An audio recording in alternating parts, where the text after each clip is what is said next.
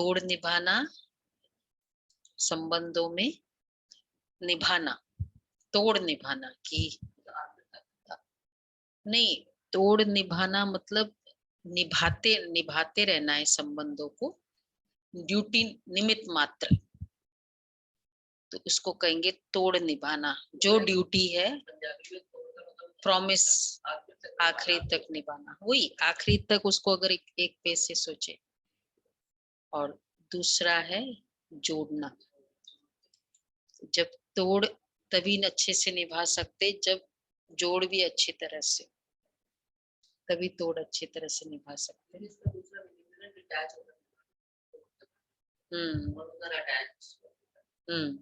तभी डिटैच होकर ही हम अच्छी तरह से कोई कार्य कर सकते हैं, ये लॉ है। तो कैसे करना है ये बाबा की मुरली से सुनते हैं। 26/11 इधर सामने आ जाओ। स्वयं को, मीठे बच्चे, स्वयं को राजयोगी समझ विकारी संबंधों से ममत्व निकाल दो। सिर्फ तोड़ निभाने के लिए साथ रहो। साथ में किस लिए रखना है? तोड़ निभाने के लिए। बाकी ममत्व निकाल दिया। फर्क है ना। अच्छा, प्रश्न है, तुम बच्चों ने देयभान को भुलाया है, तो इसका यादगार शास्त्रों में किस रूप में दिखाया है? तुम बच्चों ने देयभान को भुलाया, तो शास्त्रों में किस रूप में इसका यादगार है? हर चीज का जो हम अभी कर रहे हैं उसका कुछ न कुछ यादगार है शास्त्रों में। पांडव पहाड़ों पे जाके गल गए। दिखाते हैं पांडव पहाड़ों पर गल गए। तो देखो बाबा क्या कह रहे हैं, परंतु उनको क्या पड़ी थी जो पहाड़ों पर बर्फ में जाकर शरीर छोड़ेंगे? वहां जाके क्यों शरीर छोड़ना है? कहीं भी छोड़ सकते हैं ना, वहां जाके। लॉ कहता है हिमालय के पहाड़ों पर कोई शरीर नहीं छोड़ते। बाकी अब इसका रियलिटी क्या है? बर्फ में जाके पहाड़ों पे, हिमालय का पहाड़ था ना, जाकर गल मरे। हम ऊंची स्थिति में और शरीर का भान भूल जाते हैं। देही अभिमानी स्थिति हमारी ऊंची स्थिति, तो ऊंची स्थिति में अर्थात ही देही अभिमानी स्थिति। तो अब उसको यादगार कैसे कहेंगे? पांडव वहां जाकर गल मरे, पहाड़ क्यों बताएंगे? ऊंची देह भान को भूल अशरीरी बनने की प्रैक्टिस करते, ये हम करते हैं, तो इसलिए वो यादगार फिर वैसे बता दिया। अच्छा, ओम शांति। ओम रूहानी बाप रूहानी बच्चों को समझाते हैं। समझाते तो हर रोज है, फिर भी कई बातें भूल जाती है। बच्चों को बुद्धि में यह तो रखना है कि यह संगम युग है। बंद कर दो, बाबा कहते हैं। तो ये बुद्धि में रखना है कि यह संगम युग है, हम संगम युग पर है। बाप आते भी ये संगम युग पर। कलयुग अंत और सतयुग आदि का संगम गाया हुआ है, बुलाते भी इस समय है। पति दुनिया कहा जाता है कलयुग के अंत को, इसलिए और कोई टाइम पर बुलाते नहीं है। बाप आएंगे भी नहीं, जब कलयुग का अंत होता है तभी मुझे बुलाते हैं। बाबा हम पतितों को पावन बनाने आओ, मतलब पुकार ग्रेव हो जाती है अंत में। कलयुग के अंत और सतयुग के आदि में आओ, बुलाते हैं, परंतु उनको ये पता ही नहीं कि कल्प की आयु कितनी है। समझते भक्ति करते करते, धक्का खाते खाते आखिरी में मिल जाएंगे। हाँ, तो मिल जाएंगे वहां। कल्प का अंत कब होगा ये किसको पता ही नहीं है। याद करते ही तब है जब कलयुग का अंत होता है। सत्युग त्रेता में तो है ही सुख, द्वापर में इतना दुख नहीं होता है। कलयुग में मनुष्य जब बहुत दुखी होते हैं तब बाप को पुकारना शुरू करते। तमो प्रधान माना दुखी, कितना जो मतलब सीवियर वैसे होता है ना, भक्ति पूजा पाठ इधर आदि। फिर और कैसे बाप को कैसे पुकारते, इतने मठ पंथ सब परमात्मा के लिए, सेक्ट कल्ट, ये करो ये करो, ये योग करो, विपश्यना योग करो, ये सब करो, कितनी वैरायटी होती इमर्ज होती जाती है ना। तो अलग अलग मेथड्स इतना यूज करना, ये सब क्या प्रतीक है, बहुत पुकार रहे हैं। तो बाबा कह रहे हैं तो दुख के पुकारते हैं, हे दुख हरता सुख करता हो। दुख के बंधन तो बहुत है, दुख के टाइम ही भगवान को पुकारते कि इस बंधन से छुड़ाओ। जब कोई रास्ता नहीं मिलता है तो बहुत जोर से पुकारते हैं। जोर से पुकारने का प्रूफ,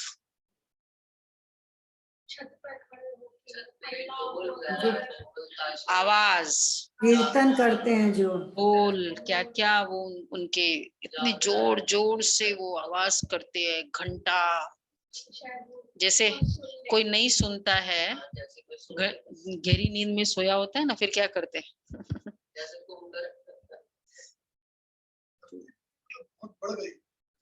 बढ़ गई है ना। हाँ बिकॉज सच्चाई वाली हाँ नहीं थी ना। अव्यभिचारी भक्ति पहले थी, फिर व्यभिचारी हुई, और व्यभिचारी के बाद फिर और क्वांटिटी, फिर दिखावा, ये भी हो गया ना, तमो प्रधान स्टेटस सिंबल भी हो गया। और फिर कामना पूर्ति, मतलब दिखावे की भक्ति किसे कहते हैं, ये नहीं कि प्यार से ही करते, लेकिन करते अपने लिए। ये वैष्णव देवी ये सब जगह ज्यादातर कौन जाता है, या मांगने जाते, या मांग नहीं पूरी हुई इसलिए जाते। तो ये वाली भक्ति तो बाबा इसलिए कहते हैं कि जब कोई रास्ता नहीं मिलता है तो बहुत जोर से पुकारते हैं, परंतु फिर भी पाते नहीं है। जैसे मेज है, भूल भुलैया होता है ना, जहां से भी जाता रास्ता नहीं मिलता, भूल भुलैया का जो खेल होता है, जब थक जाते फिर चिल्लाते हैं। तो यहाँ भी मनुष्य जब बहुत दुखी हो जाते तब चिल्लाते हैं, हे दुख हरता सुख करता, हे अंधों की लाठी। इस समय ही पुकारते हैं अंधों की लाठी, अभी तुम संगम पर हो। ये मेज जो है वो ये एक एक्सपेरिमेंट होता है, रैट्स के ऊपर किया जाता है। तो उसको रखते हैं, मतलब वो रास्ता होता है, पर वो रैट्स को, और वो जिस मतलब कंफ्यूजिंग होता है, और वो खाना वहां रखते हैं और रैट्स को दिखाई देता है, पर उसको रास्ता समझ में नहीं आता है। हाँ वो स्मेल कर सकता है।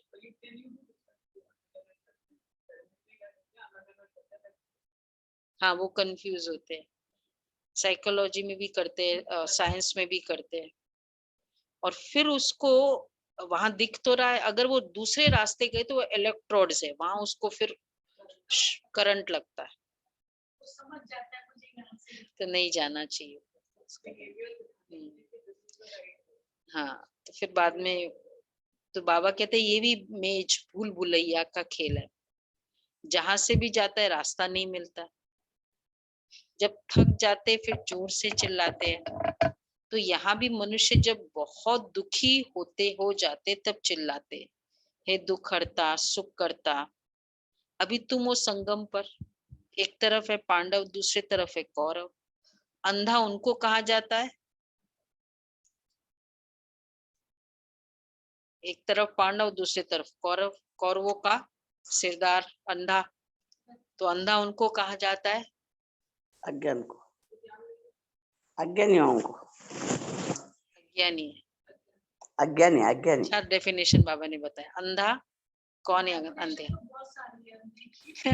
आज की डेफिनेशन, जो सब देखते हुए सुनते हुए भी नहीं समझना चाहते हैं, वो तो बहरा हुआ।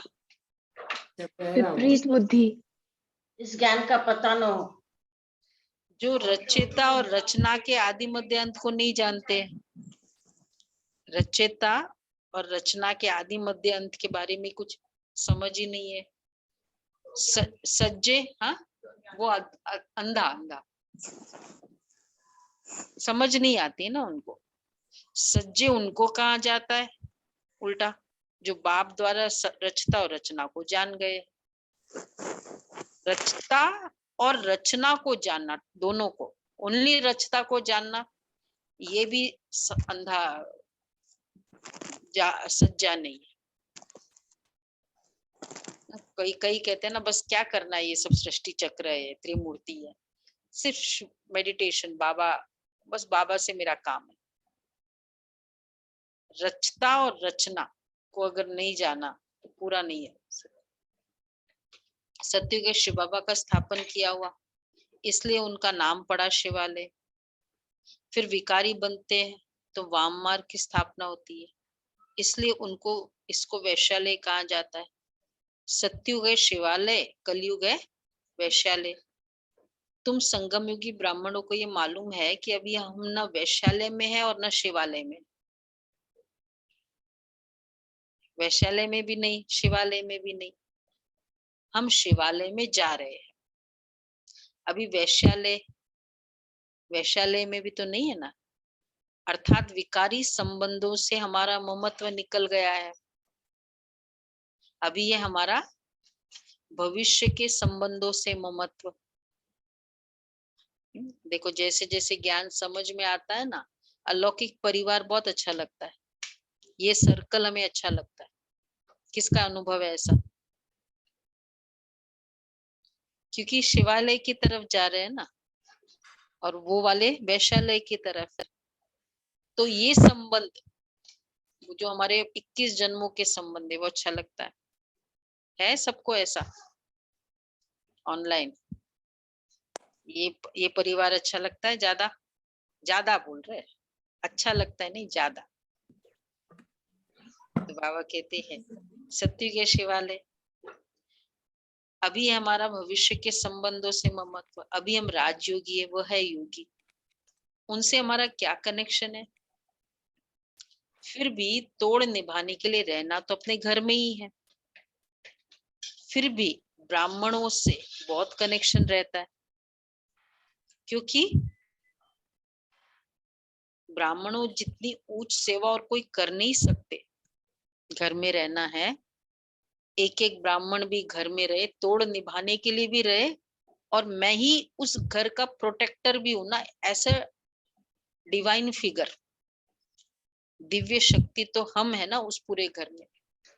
उसके नाते मेरा घर नहीं, हाँ ट्रस्टी है, एंजल है, मैं एक एंजल उस घर में बैठी हूँ। तो उस फीलिंग से तो बाबा कहते, क्योंकि ब्राह्मण जितनी उच्च सेवा और कोई कर नहीं सकता। रूहानी सेवा करने बाप ही निमित्त बनते हैं, वो बाप भी है, टीचर भी है, गुरु भी है। सत्य बाबा, सत्य टीचर, सत्य गुरु। सत्य को सुप्रीम ही कहते हैं, सत्य को सुप्रीम कहते हैं। इसलिए कोर्ट में हमेशा वो जस्टिस और सत्यता, वो प्रॉमिस भी तो लेते हैं ना, क्योंकि उन द्वारा हमको वर्षा मिल रहा है। ये याद रहने से कितनी हर वक्त खुशी रहनी चाहिए। फिर औरों को समझाने के लिए पुरुषार्थ किया जाता है। पहले पहले तो वह है पारलौकिक बाप, वह सत्य शिक्षक भी है, सतगुरु भी है, सृष्टि चक्र के आदि मध्य अंत का ज्ञान भी देते हैं, इसलिए उनको ज्ञान का सागर भी कहा जाता है। आदि मध्य अंत का टोटल ज्ञान, खाली आदि का ज्ञान दे दे, अंत का न दे कि लास्ट में क्या होगा कैसे होगा, तो भी तो अधूरा हो जाता है। इसलिए वो ज्ञान का सागर है। जैसे कोई भी चीज की इतनी सी नॉलेज है और एक है पूरी नॉलेज है, तो ज्यादा होती है ना नॉलेज, क्वांटिटी भी ज्यादा होती है। अगर मुझे पूरा पता है, जैसे मैचेस है, क्रिकेट मैच है, उस खिलाड़ी का पूरा पता है स्टार्टिंग से लेकर एंड तक का रिकॉर्ड, और एक है मुझे उसका 2-3 मैचेस का रिकॉर्ड पता है, फर्क है दोनों। तो बाबा इसलिए कहते हैं क्यों वो ज्ञान का सागर है, क्योंकि आदि मध्य अंत का टोटल ज्ञान है उसको। पहले पहले तो इनकी महिमा करनी है। वह सत्य बाप, सत्य टीचर है। मांगते हैं ना कि एक राज्य, वह तो सतयुग में होता है, यहाँ तो हो न सके। मनुष्य कहते हैं वन वर्ल्ड हो जाए, एकता हो जाए। अब वन वर्ल्ड हो सकती है? देखो बाबा ने कितना लॉजिकली बताया। वर्ल्ड तो वन ही है ना, वन वर्ल्ड क्या होगा? वर्ल्ड है ही एक, फिजिकल वर्ल्ड है, ऊपर वाले में तो कोई चेंजेस होते नहीं। सिर्फ वर्ल्ड में एक राज्य ये हो सकता है। उन्होंने तो कंट्रीज को एक अलग अलग वैसे हो गया ना, वर्ल्ड तो पूरा एक ही है, पूरे वर्ल्ड में एक का राज्य। देवताओं का राज्य था वहां, और कोई हंगामे की बात ही नहीं थी। बेहद का बाप ही आकर राजधानी स्थापन करते हैं। यह भी अब तुम समझ गए हो, बाप ही राजयोग सिखलाते हैं, न कि श्री कृष्ण। उन्होंने कृष्ण के लिए समझ लिया है। राजयोग सिखलाया ही तब, जब राजयोग कब सिखलाएंगे? जब राजा ही स्थापन करनी है ना, समूह प्रधान बन गए, संगम युग में। संगम नई युग में दुनिया की स्थापना हो जो। समूह प्रधान बन रीजन, गए। रीजन कब, मतलब रीजन, यहाँ एक टाइम नहीं। समूह प्रधान जब हम बन गए टोटली, हाँ, जब राजधानी स्थापन करनी है तब राजयोग सिखाएंगे ना। जब राजा बनाना है, राजधानी स्थापन करनी है। बाकी शास्त्रों में तो है महिमा, इसलिए राजयोग सिखाया। सिर्फ महिमा करने से कोई राजयोग सिखलाते हैं क्या? ज्यादातर तो महिमा है ना, शांताकारम जैसे श्लोक में भी बहुत अच्छी है, बहुत लविंग है, पर महिमा और मेथड में फर्क है ना। जैसे आप महिमा करो, दीदी आप बहुत अच्छे हो, बहुत अच्छे हो, बहुत ये वो, उससे मतलब, और मैं तो कुछ बोल नहीं रही हूँ, आप ही बोलते जा रहे हो, तो फिर क्या हुआ? महिमा हुई, लेकिन मेथड तो बताओ। वो गीता आदि जो सुनाते हैं वो राजयोग सिखलाते हैं क्या? उन्होंने ये कहा है, राज विद्या राजगुह्यम पवित्रम अति उत्तमम, ये बोला है। पर क्या राज विद्या है वो बताओ ना, सुना? तो वो गीता आदि जो सुनाते हैं वो कोई राजयोग सिखलाते हैं क्या? गीता सुनाते वो तो सिर्फ जो होकर गए उनकी महिमा करते। अब ये बताया कि काम क्रोध लोभ नरक के द्वारा नॉलेज दे दी राज विद्या में, लेकिन काम क्या है? फिर क्रोध क्या है? फिर कैसे उस पर जीत पानी है? क्या मेथड है? ये तो बताया। सुमन बहन बताया। हाँ, बाबा ने बताया ना। हाँ, क्या क्या बस इतना बोल दिया कि सबको छोड़ के एक तो शरण में आ जाओ। अब शरण में कैसे जाए मतलब मेथड, हर चीज का विधि बाबा ने सिखाई है, विधि बाबा ने सिखाई। बात तो राइट है। तो बाबा ये कह रहे हैं, गीता सुनाते हैं, भगवान ने जिन्हों को सुनाया तो जो होकर गए उनकी महिमा करते। भगवान ने जिन्हों को सुनाया उन्होंने राज्य पद पाया। बाकी ये त्योहार आदि सब भक्ति मार्ग के हैं। मुख्य है इस संगम युग की बात। शिव बाबा आते हैं, शिव जयंती के बाद आती है कौन सी जयंती? कृष्ण जयंती।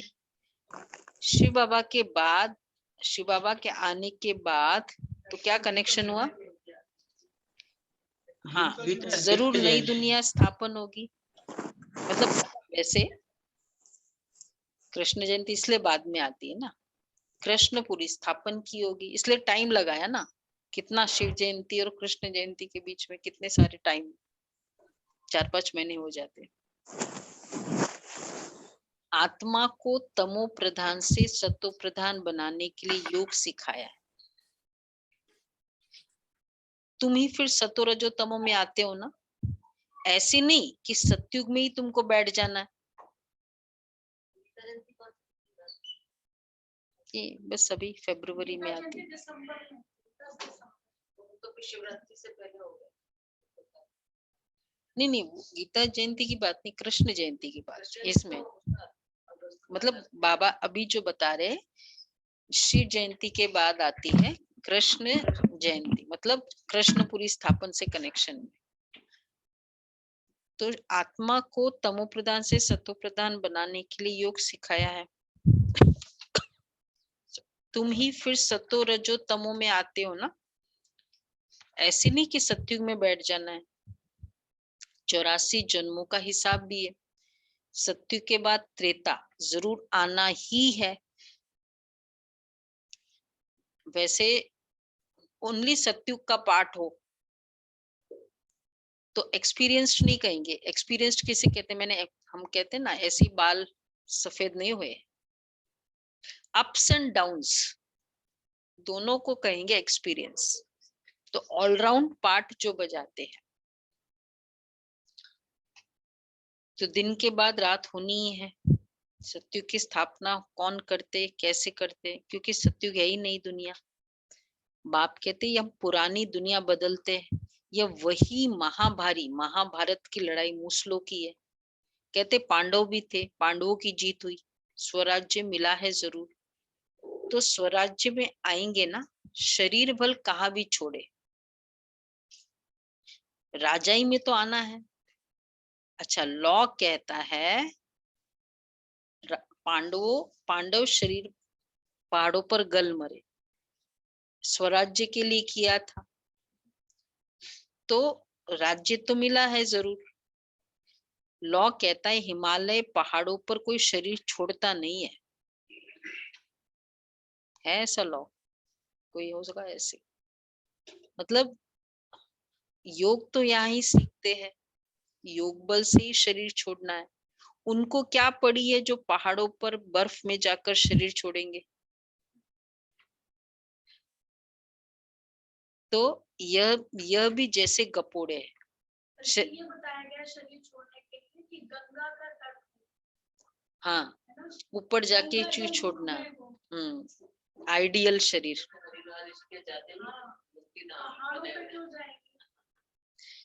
तो यह जैसे गपोड़े है। फिर क्या हुआ? गल मरे मतलब फिर क्या हुआ? और युधिष्ठिर को टाइम भी लगा, ये भी बताते।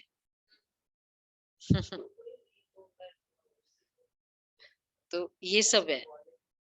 बाबा कहते क्यों जाना पड़ेगा ऑल द वे? वो तो कहीं भी छोड़ सकते ना शरीर। जैसे सर पुरानी खाल छोड़ नहीं लेते, वैसे आत्मा भी एक शरीर छोड़ दूसरा लेती। अच्छी स्थिति, ऊंची स्थिति में जाकर शरीर छोड़ना। पांडव जो प्रीत बुद्धि बाबा के बच्चे, उन्होंने ऊंची स्थिति में, देही अभिमानी स्थिति में शरीर छोड़ा। उसका यादगार। युधिष्ठिर को टाइम क्यों लगा दीदी? अब वो बड़ी लंबी स्टोरी है। फिर उसको वो प्रायश्चित किया, उसने थोड़ा सा झूठ बोला। अब वो स्टोरी है। हाँ, हाँ, 5 पांडव और 1 कुत्ता। कुत्ते का क्या जरूरत था? तो बाबा कहते हैं, मतलब कई स्टोरीज ऐसी है ना इस तरह से। वैसे आत्मा भी एक शरीर छोड़ दूसरा लेती है। दीदी इन्होंने बहुत अच्छा आंसर क्या? कार्ड तो वही खेले, जीवन तो वही खेल रहा था।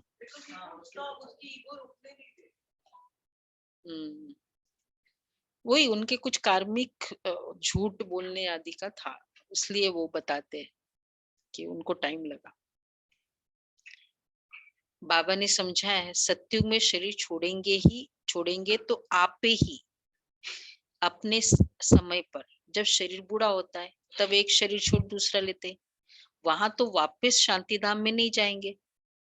शांति धाम में अभी जाना है, अभी हम पहाड़ों पर ऊंची स्थिति पर शरीर छोड़कर शांति धाम में जाते, इसलिए ऊपर बताया है।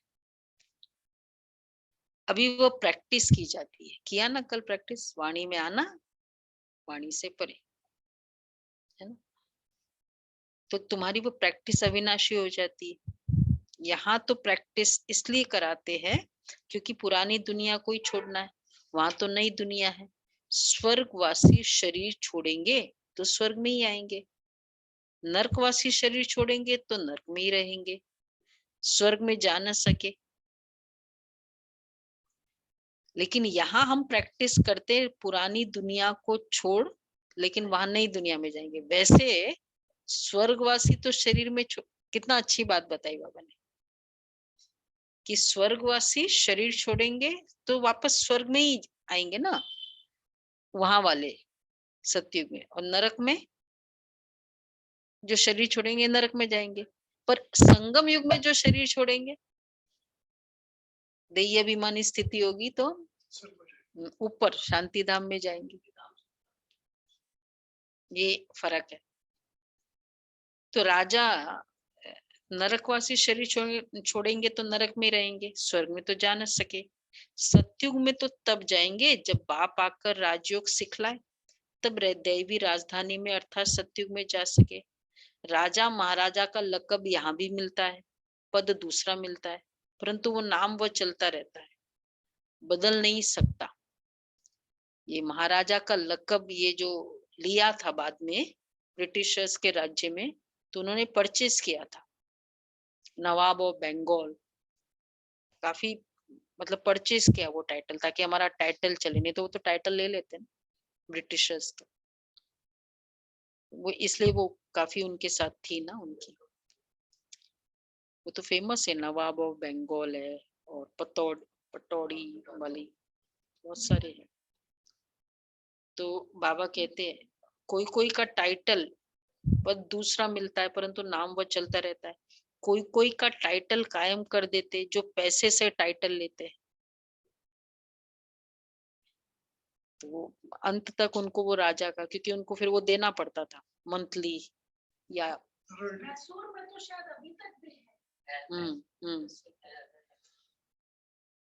तो आगे 1,00,000-2,00,000 देते थे तो लक़ब मिलता था।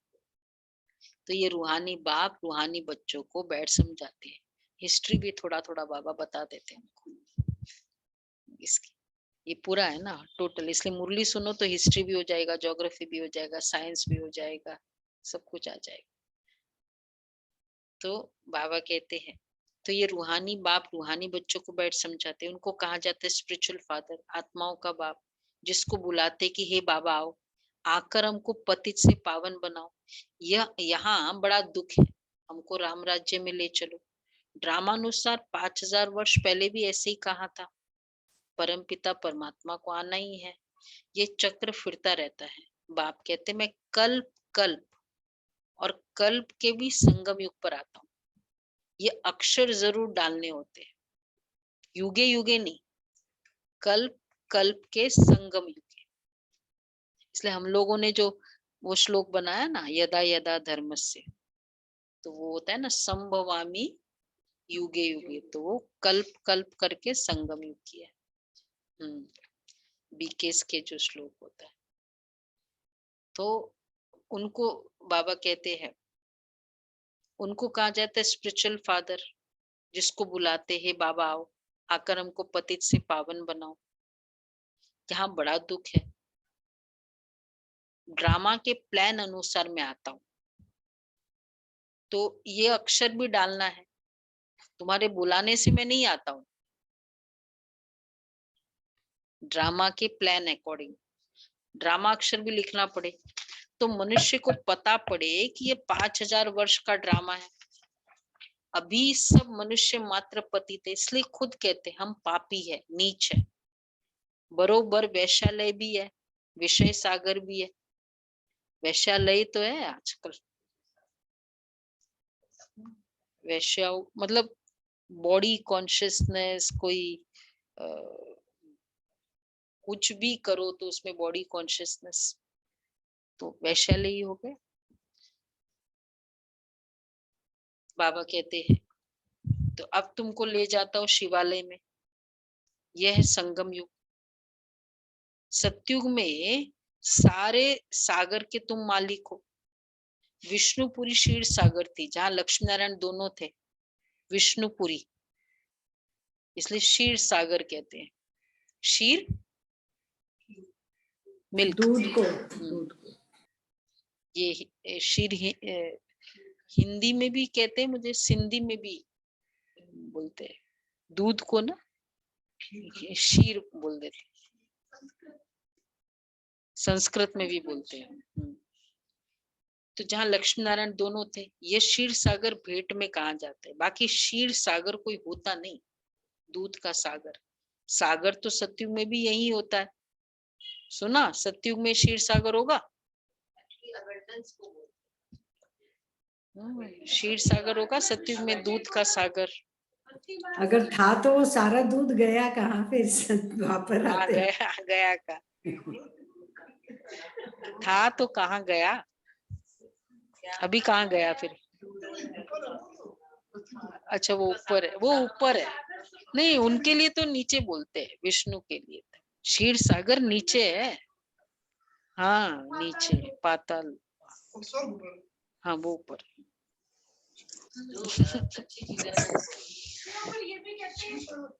तो बाबा कहते हैं क्षीर सागर कोई होता नहीं, बाकी क्षीर सागर कोई होता नहीं। सागर तो सतयुग में भी यही होता है, यही पैसिफिक ओशन होंगे। सबका नाम एक ही है। धरती, अग्नि, जल, वायु, आकाश, ये अनादि है, ये सब अनादि। प्रकृति और पुरुष, तो आत्मा और प्रकृति दोनों अनादि है। सागर का नाम क्या है? सागर का नाम क्या होगा? वो नाम एक ही बाबा, रहेगा ना? सारे हाँ नाम एक ही है। अब पूछेंगे कोई वतन संदेशी जाएगी तो वहाँ कोई बाबा दिखाए तो पता चले ना, नाम क्या होगा सतयुग में सागर का? नाम जो श्लोक में तो बोलते हैं जम्बू द्वीप है, बस भारत को लेके जम्बू की एक ही द्वीप होगा, जम्बू अम्बू के अंदर। नाम कुछ नहीं दिया नाम नहीं, पर्टिकुलर। वो तो द्वीप है ना, कॉन्टिनेंट। तो अब तुमको संगम में बाबा, अभी तो टुकड़ा टुकड़ा हो गया है। सत्युग में सारे सागर के तुम मालिक हो, सारी पृथ्वी आकाश के तुम मालिक हो। अभी तो टुकड़ा टुकड़ा हो गया है। अब यह संगम युग, संगम युग जब याद आए तब समझे कि अब सत्युग में जाते। संगम है तो बाबा भी जरूर होगा, वह इस दुनिया को बदलने वाला है। स्थापना तो ब्रह्मा द्वारा यहाँ होती है। अब तुम चित्र बनाते हो, बाबा तो है ही बिंदी, लाइट माइट की, तुम्हारी आत्मा भी लाइट है। अब तुमको लाइट कैसे देवे, तो तुम्हारे सिर पर बिंदी दे दी। आत्मा को लाइट कैसे दे, लाइट देने से बड़ा बन जाता है, वो बड़ी लाइट को ही पूछते हैं। इसलिए मनुष्य परमात्मा को ज्योति स्वरूप कहते हैं, ज्योतिर्लिंगम। शिवलिंग समझ में आया, ज्योतिर्लिंगम क्यों बोला? लिंग समझ में आया, पर शिवलिंग बोला या ज्योतिर्लिंगम, नाम एक ही है। तो ज्योतिर्लिंग क्यों बोला? लाइट स्वरूप है ना, ज्योति, इसलिए ज्योति, और ज्योति का आकार है मतलब, इसलिए ज्योतिर्लिंगम। तो बाबा कहते आत्मा को लाइट, इसलिए मनुष्य परमात्मा को ज्योति स्वरूप कह देते हैं। वास्तव में लाइट है पवित्रता की निशानी। मनुष्य समझते ज्योति स्वरूप है, प्रकाश। अब उसको फिजिकल दिखाने के लिए क्या दिखाएंगे? एक तो आकार दिखा दिया, और लाइट दिखाने के लिए तो वो पवित्रता की लाइट है ना, पावर है, करंट है ना। अब जैसे ट्यूब लाइट है, बाकी लाइट तो है ना, कहते हैं हम बिजली चली गई, लाइट चली गई, करंट चली गई। तो लाइट मतलब करंट, करंट दिखाई थोड़ी देती है, उसको दिखाने के लिए वाइट कर दिया। वैसे वास्तव में लाइट है पवित्रता की निशानी। मनुष्य समझते हैं ज्योति स्वरूप है। बिंदी को अगर लाइट भी छोटी दे तो पूजा कैसे होगी, इसलिए बड़ा कर देते हैं। बाप कहते अभी ये जो कहाँ है, उड़ीसा में, मैंने बताया ना कौन सी, भुवनेश्वर में बहुत सारे शिवलिंग, 108 शिवलिंग है, बहुत ज्यादा शिवलिंग का है। और जो मेन है वहां 2500 पुराना टेम्पल भुवनेश्वर का, नाम नहीं याद आ रहा है, वो इनसाइड इनसाइड इनसाइड जाके वो शिवलिंग है पूरे एक, और वो इतना सा ऊपर चेहरा दिखाया है। चेहरा मतलब वो राउंड, पता है ना, देखा है? नहीं नहीं, वो क्या है? लिंगराज। हाँ लिंगराज, राइट, लिंगराज बोलते, उसको लिंगराज बोलते। हाँ नहीं नहीं, वो 12 ज्योतिर्लिंगम में नहीं है, बट वो पुराना मानते हैं। और फिर वो कहते कि ये नीचे नीचे धस रहा था साल पहले, मतलब एवरी ईयर वो ऊपर होता है। इतना सा है वो, मुंह जैसे ना, कहने मतलब ये इतना बड़ा दिखाया वो भी नहीं है, एक्चुअली वो ऊपर का इतना सा ही है, मेन शिव के लिए जो बताते हैं। उसको एकदम सेव गार्ड किया है कि बोलते हैं नीचे बहुत ट्रेजर्स है, ऐसा ही है ना, ऐसा ही कुछ बताते हैं। नहीं, भाव ये था कि इतना सा बताया है, मेन शिवलिंग का जो महत्व है ऊपर वाले का है, ये बाकी सब कुछ का जितने भी जैसे कई है, मल्लिकार्जुन है, भीमा शंकर है, इन सब में इस तरह ऊपर का ही बस बता दिया, नीचे स्टैंड का बताया गया। ये तो बाबा कहते हैं तुम्हारी आत्मा भी लाइट, अब तुमको लाइट कैसे देवे? तो लाइट कैसे दे? कोई लिंग की पूजा करते हैं, साहूकार है तो हीरा गोल बनाकर उनकी पूजा करते हैं, नाम तो शिवलिंग ही रखेंगे, है तो स्टार, और कोई चीज नहीं है। ये बड़ी गुह्य समझने की बात है। आत्मा कोई बड़ी छोटी नहीं होती है, नहीं तो फिट कैसे हो? इधर भ्रुकुटी में फिट कैसे हो? अभी तुम जैसे अपनी आत्मा को जानते हो, वैसे बाप को जानते हो। आत्मा बाप को बुलाती है। तुमने अपनी आत्मा को देखा है तो परमात्मा को कैसे देखेंगे? हाँ, दिव्य दृष्टि से देख सकते हैं।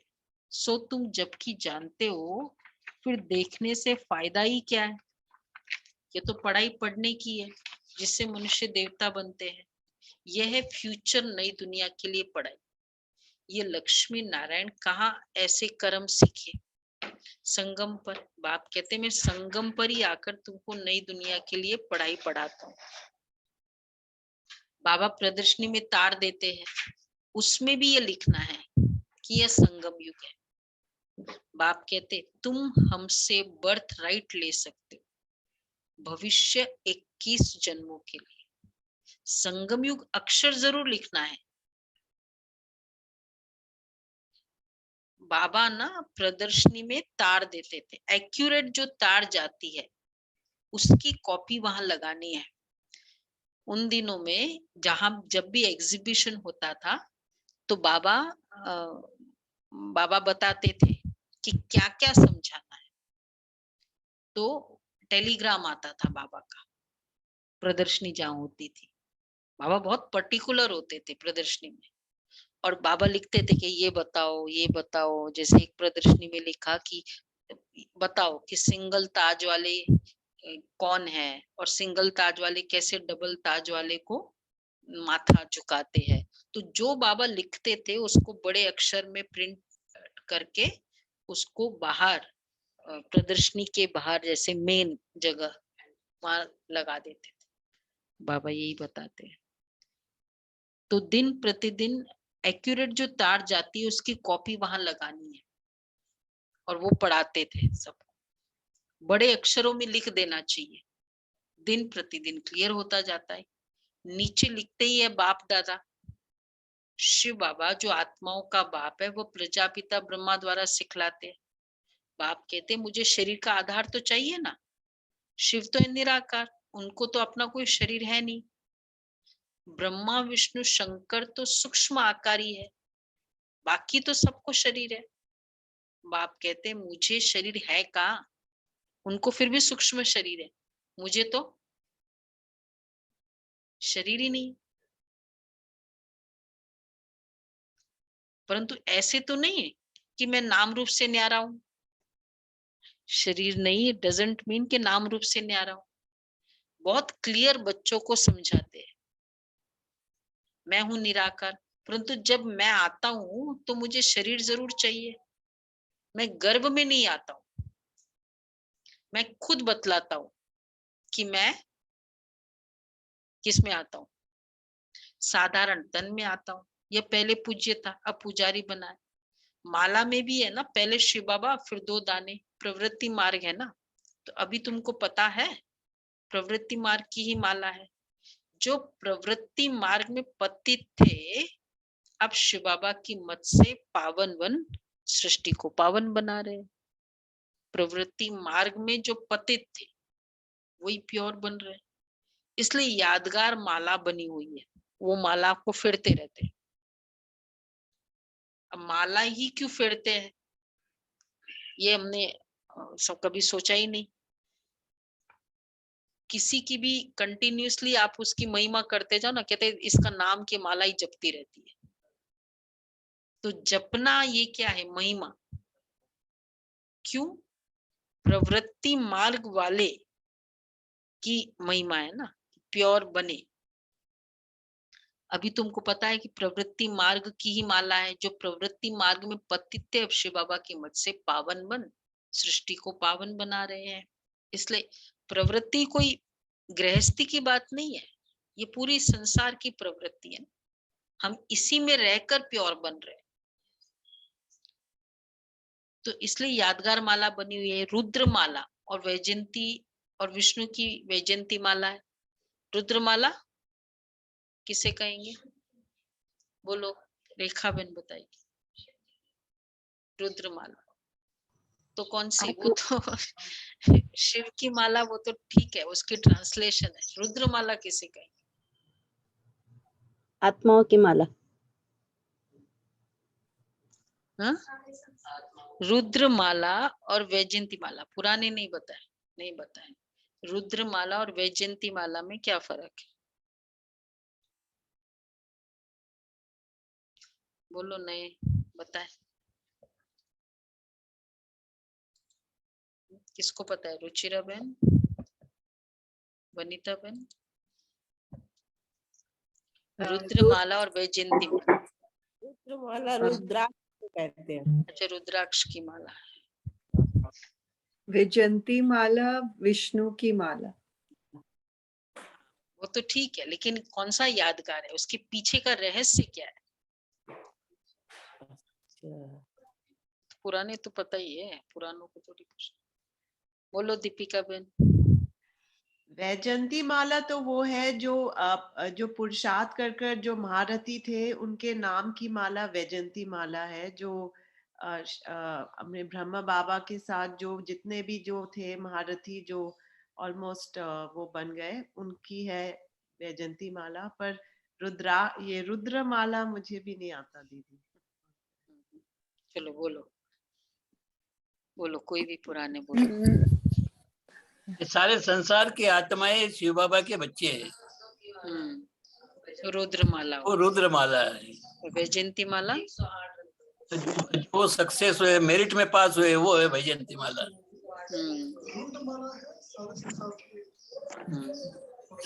जो मेरिट में पास हुए, सजा न खा के। वैजयंती माला की बात कर रहे हैं। तो जो 108 आत्माएं जो मेरिट रैंकर्स है, नॉट सिर्फ दादियों की बात नहीं, जो ब्रह्मा बाबा के साथ है, अदरवाइज भी ओवरऑल टोटल। तो उस वो है वैजयंती माला। ब्राह्मणों की माला नहीं बनती है। देखो बाबा कितने अच्छा बात करे, कोशिश की थी बनाने की परंतु बनी नहीं, इसलिए माला बनाना, अव्यक्त नाम देना ही छोड़ दिया। नाम जो यहाँ के थे वो नाम यहाँ ही छोड़ फिर वही अपना पुराना नाम ले भाग जाते हैं। पुराना नाम। जानकी दादी की सिस्टर भी थी। रुद्रमाला दीदी फिर से बताइए, रुद्र समझ में आ गया, वैजयंती बताइए। अच्छा, रुद्रमाला अभी तक नहीं समझ में। रुद्रमाला शिव बाबा, ये आत्माओं की माला। आत्माओं की माला। जितने भी संसार, हम सब बाबा के सब बच्चे पूरे संसार की पूरे आत्मा। संसार के 800 करोड़ आत्माएं सब शिव बाबा के बच्चे हैं। रुद्रमाला। जो भी परम धाम में जाएगा वो रुद्रमाला में आएगा। ठीक है। नहीं मतलब तो वो तो झाड़ है ना पूरा ऐसे। वैजयंती माला का ही है। हाँ, गायन तो उसका है।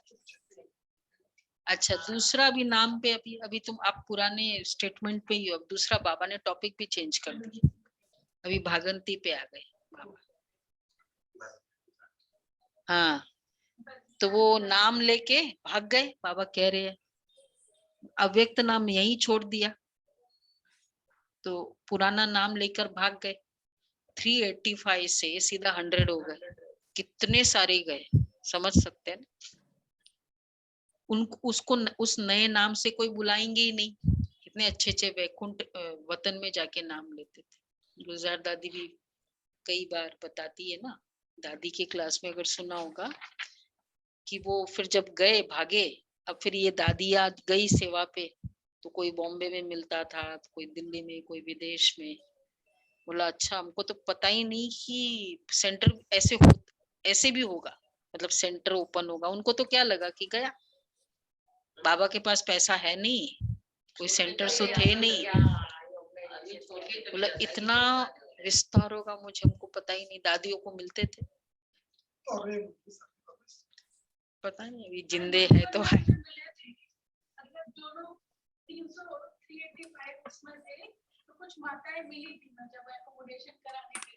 385 वाली माता है। तो वो बता रही थी कि पहले हम दादियों के साथ ही रहते।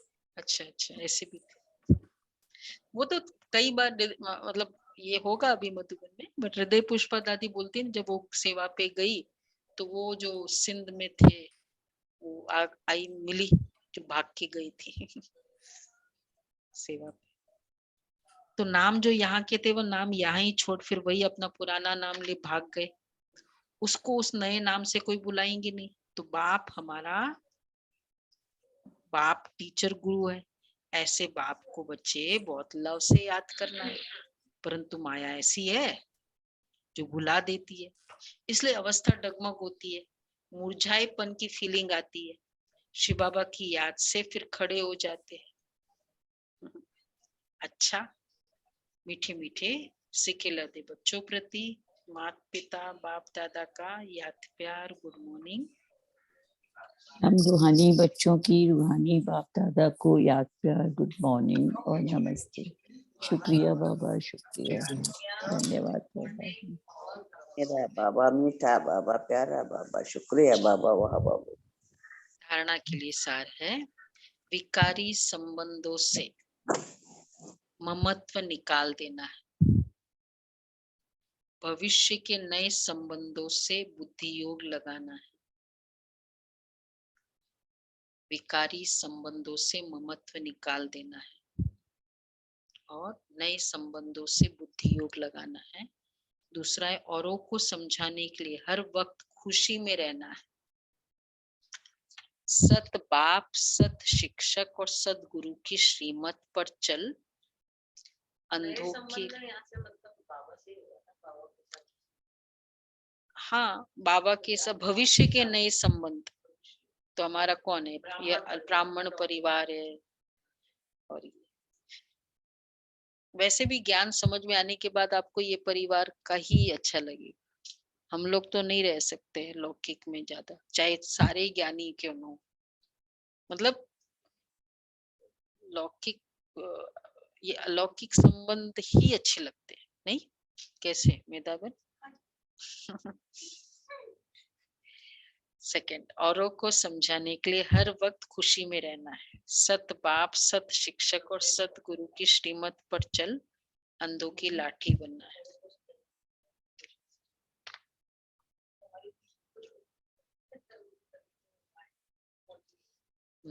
वरदान है, कोमलता को कमाल में परिवर्तन कर माया जीत बनने वाले शक्ति स्वरूप भव।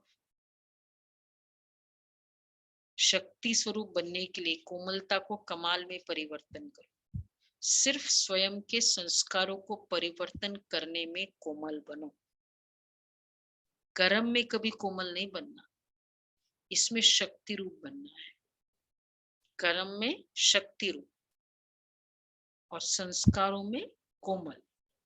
जो शक्ति रूप का कवच धारण कर लेते हैं उन्हें माया का कोई भी तीर लग नहीं सकता। इसलिए आपके चेहरे नयन चैन से कोमलता के बजाय शक्ति रूप दिखाई दे। कोमलता डेलिकेट, डेलिकेट नहीं बनो, तब माया जीत बन पास विद ऑनर का सर्टिफिकेट ले सकेंगे।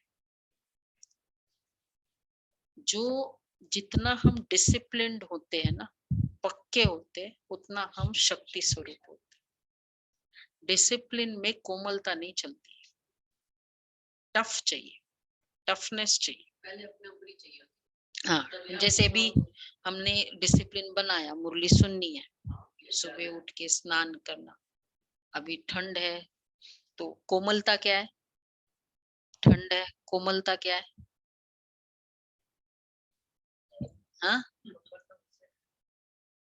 कंबल में घुस जाओ, ठंड है, बाद में स्नान करो मुरली के बाद। और शक्ति रूप क्या है? नहीं स्नान करना है। अच्छा, कोमलता क्या है? कलर ड्रेस में बैठ जाओ, कौन देख रहा है। शक्ति रूप क्या है? नहीं, पूरा यूनिफॉर्म में बैठना है। तो हर बात में ये देखो, कोमल है कि शक्ति रूप है।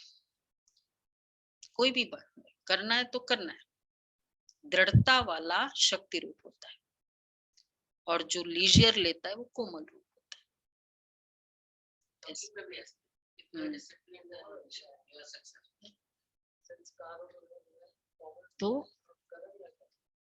तो संस्कारों के परिवर्तन में मतलब कोमल, सॉफ्टनेस, प्यार प्यार से चेंज करो। तो हर चीज में अपने आप को शक्ति रूप चाहिए। ऐसी मेथड आज बहुत मुझे थोड़ा, मतलब एक छोटा सा एग्जाम्पल है, दर्द होता था पैर में, ये वो, मतलब ऐसे ही होगा, कुछ भी होगा। हमने कहा नहीं, जो डिसिप्लिन बना है वो करना ही है। चाहे वो अमृत वेले उठना है, चाहे वो सैर पे जाना है, करना है, चाहे कुछ भी हो जाए। तो क्या होता है, टफनेस चाहिए खुद के लिए, तब हम ठीक रह सकते हैं। कैसे डॉक्टर साहब? हाँ, क्या बोलते हैं? करना है। स्लोगन है, त्रिकालदर्शी की सीट पर सबको। कोमल वाले है या कमाल वाले है? कौन है कोमल कमाल? त्रिकालदर्शी की सीट पर सेट होकर हर कर्म करो तो माया भी दूर से भाग जाएगी। चलो, माया को दूर से भगा दो। सभी कमाल वाले शक्ति रूप कितने हैं? कोमल वाले कितने हैं? कोमल और कमाल वाले शक्ति रूप, अर्थात कमाल वाले। वंडरफुल, हाथ उठाओ, बहुत अच्छा। तो मुझे कमाल करनी है, ठीक है। कौन है? नवल भाई, हाथ नहीं उठाया आपने। शक्ति रूप बनना है, हाँ, वेरी गुड, ओके। अव्यक्त इशारे।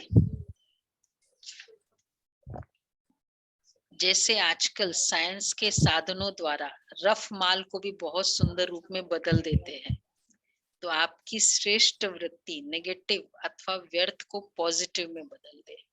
आपका मन और बुद्धि ऐसा बन जाए जो नेगेटिव टच नहीं करे, सेकंड में परिवर्तन हो जाए। वृत्ति, दादी का वृत्ति पे बहुत होता था टेंशन, दादी जानकी का। तो इतनी पावरफुल वृत्ति हो, व्यर्थ को पॉजिटिव में बदल दे। सपोज ऐसी सिचुएशन आई कि नहीं, मुझे नहीं लगता है कि ये सक्सेसफुल होगा, इमीडिएटली वो संकल्प आया व्यर्थ का, नहीं मैं सफलता स्वरूप। यही आज का होमवर्क होगा, अपने प्रति शुभ भावना रखना। इमीडिएटली कितना टाइम लगाना चाहिए? सेकंड में। ठीक है, कमाल वाले हैं सभी, हो जाएगा। आज का होमवर्क करेंगे सभी तो और इजीली हो जाएगा। अच्छा।